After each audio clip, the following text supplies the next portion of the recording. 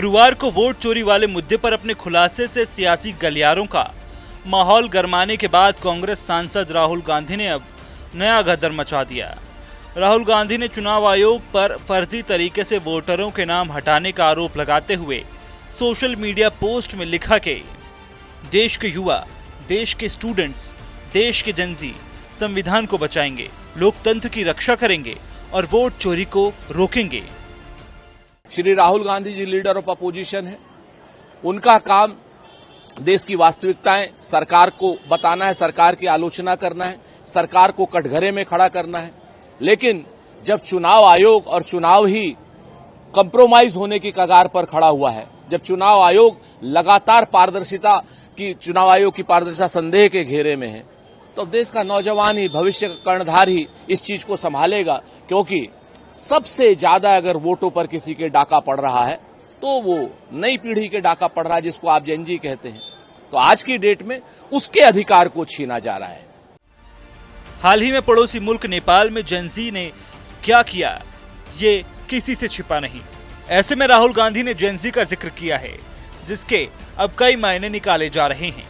BJP कह रही है कि जेनजी के आंदोलन से नेपाल में तख्ता पलट हो गया, इसलिए ऐसा सपना देख रहे हैं राहुल गांधी।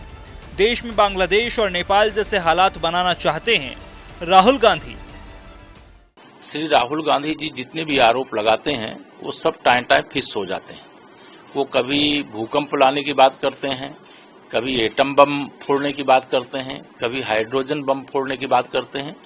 यह विनाशवादी सोच का परिचायक है और यह पूरी कवायद इसलिए हो रही है क्योंकि उनको यह स्पष्ट पता चल गया है कि माननीय नरेंद्र मोदी जी के रहते हुए वह प्रधानमंत्री की कुर्सी तक नहीं पहुंच पाएंगे और यह सत्ता की व्याकुलता है। इसके कारण से इस प्रकार के गैर जिम्मेदाराना बयान देश की संवैधानिक संस्थाओं को निशाना बनाने का काम ये कांग्रेस के द्वारा जानबूझ करके किया जा रहा है। जैसे कोई विदेशी शक्तियों के हाथ में खेल रहा हो, उसी प्रकार का बयान श्री राहुल गांधी जी दे रहे हैं। हालांकि राहुल गांधी ने सीधे तौर पर नेपाल का जिक्र नहीं किया, लेकिन जेनजी वाले उनके बयान को बीजेपी ने तुरंत कैच कर लिया। इसी कड़ी में कन्नौज से बीजेपी के पूर्व सांसद सुब्रत पाठक ने भी बेतुका बयान दे दिया। नेपाल जैसी जब क्रांति आएगी, राहुल गांधी का घर फूंक दिया जाएगा, अखिलेश यादव का घर फूंक दिया जाएगा। आप लिख लीजिए मेरी बात को। इनके सब के ऊपर, राहुल गांधी के ऊपर भ्रष्टाचार के मुकदमे हैं, अखिलेश यादव के ऊपर भ्रष्टाचार के मुकदमे हैं, लालू प्रसाद यादव के ऊपर भ्रष्टाचार के मुकदमे हैं। देश में कोई विपक्ष का ऐसा नेता नहीं है जिसके ऊपर भ्रष्टाचार के मुकदमे ना हो। बिल्कुल, मैं उनकी बात का बिल्कुल स्वीकार करता हूँ।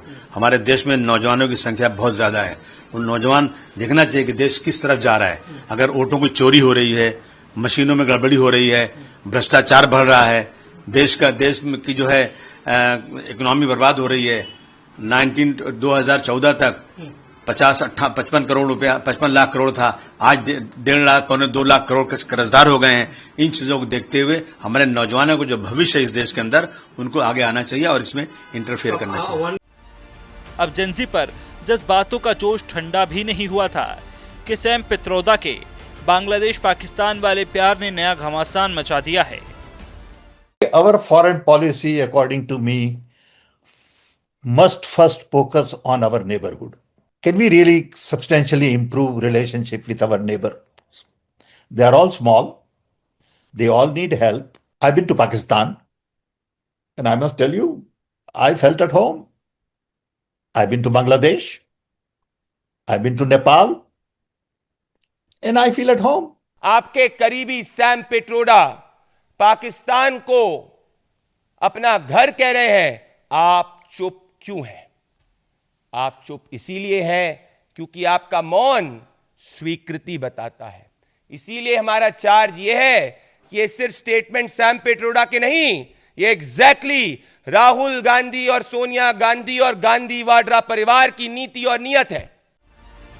बहरहाल एसआईआर और वोट चोरी की बिसात पर राहुल गांधी के इस ऐलान ने नया घमासान मचा दिया है।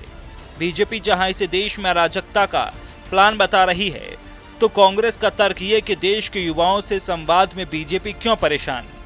ऐसे में सवाल यही है कि क्या वोट चोरी वाली लड़ाई जेनजी पर क्यों आई।